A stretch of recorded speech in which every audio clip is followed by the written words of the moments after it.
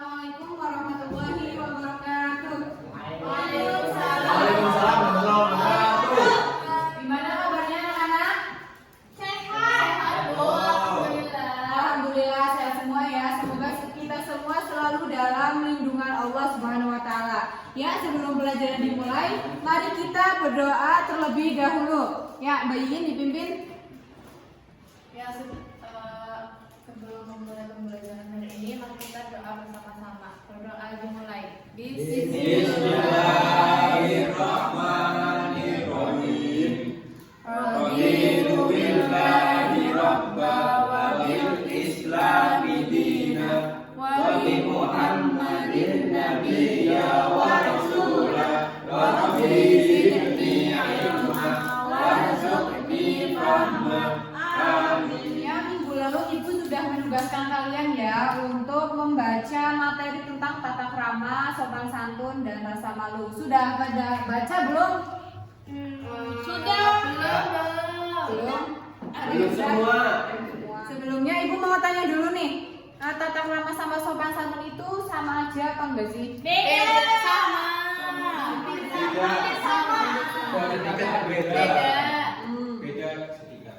Iya. Artinya gitu. Ya, jadi tata krama dan sopan santun itu saling berkaitan ya satu sama lain. Jadi apa sih itu tata krama? Jadi tata krama itu tata artinya aturan, krama artinya yang baik. Jadi tata krama adalah aturan yang baik. Nah, menurut Islam tata krama adalah berperilaku yang baik sesuai dengan nilai-nilai kesopanan yang Islami. Jadi sebagai umat Islam kita harus memiliki tata krama yang baik dan sopan santun yang baik. Apa sih sopan santun itu? Nah, sopan santun itu hampir sama ya dengan tata krama. Jadi sopan santun itu berperilaku yang baik dan juga menghormati orang lain. Itu yang disebut dengan sopan santun. Ya begitu. Nah, dalam Islam orang yang tinggi derajatnya itu bukan orang yang memiliki jabatan yang tinggi, bukan orang yang memiliki harta yang banyak, itu bukan. Tapi dalam Islam orang yang derajatnya tinggi adalah orang-orang yang bertakwa. Yang bertakwa ya.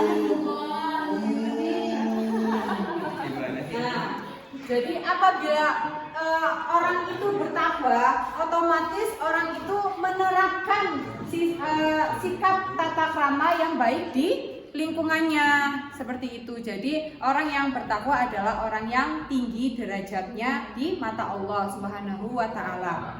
Nah, Allah juga berfirman dalam Al-Qur'an dalam surat Al-Ahzab ayat 21. Coba yuk baca bareng-bareng surat Al-Ahzab ayat 21. Bismillahirrahmanirrahim. Laqad kana lakum fi Rasulillahi uswatun hasanatun liman kana yarjullaha wal yawmal akhir wa dzakarallaha katsiran. Yuk bayin dibacakan artinya. Ya Bu. Sungguh telah ada pada diri Rasulullah itu suri tauladan yang baik bagimu, yaitu bagi orang yang mengharap rahmat Allah dan kedatangan hari kiamat dan yang banyak mengingat Allah.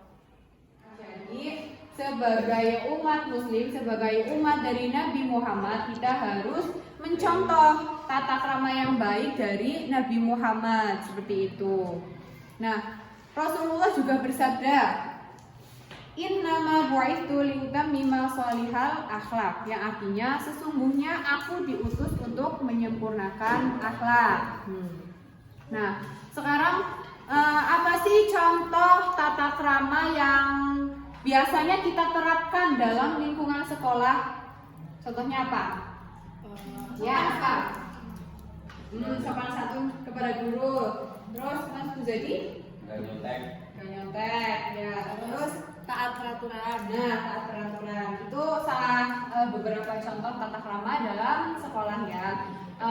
Selain itu juga misalnya ketika ada guru yang sedang menjelaskan, terus kalian memperhatikan, itu juga termasuk tata krama yang baik.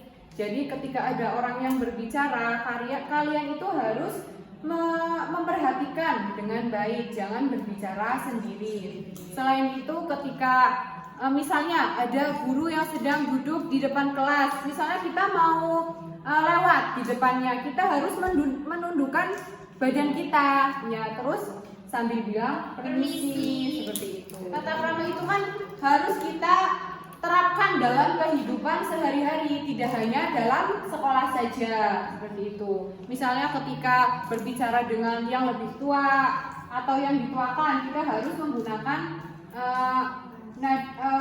bahasa yang sopan dan nada yang tidak nada yang lembut, tidak boleh nada yang tinggi, itu tidak sopan ya. Kita harus menghargai lawan bicara kita, menghargai orang lain, seperti itu.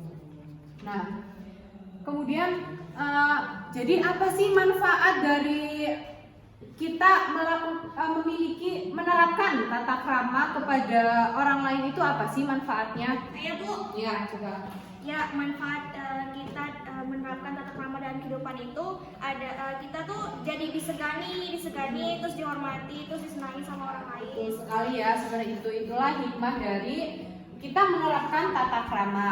Nah, selain itu, apabila kita menerapkan tata krama dalam kehidupan kita tuh, kita bisa melihat ini tata kramanya baik atau enggak nih, dari cara berbicaranya dia, ataukah lembut atau tidak, dengan tingkah lakunya dia di kehidupan masyarakatnya, itu dapat dinilai oleh orang sekitarnya, seperti itu. Nah, jadi sikap tata krama dan sopan santun itu harus dilakukan di mana saja agar kita bisa dihormati dan disegani oleh orang lain, seperti itu ya. Dan kita lebih dicintai oleh Allah Subhanahu wa taala. Mungkin itu ya yang bisa Ibu sampaikan.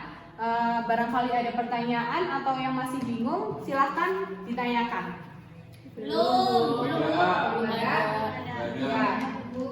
Mungkin cukup itu ya. Ibu kira kalian sudah paham semua, dan semoga kita semua bisa menerapkan tata krama di lingkungan sekitar kita. Begitu ya?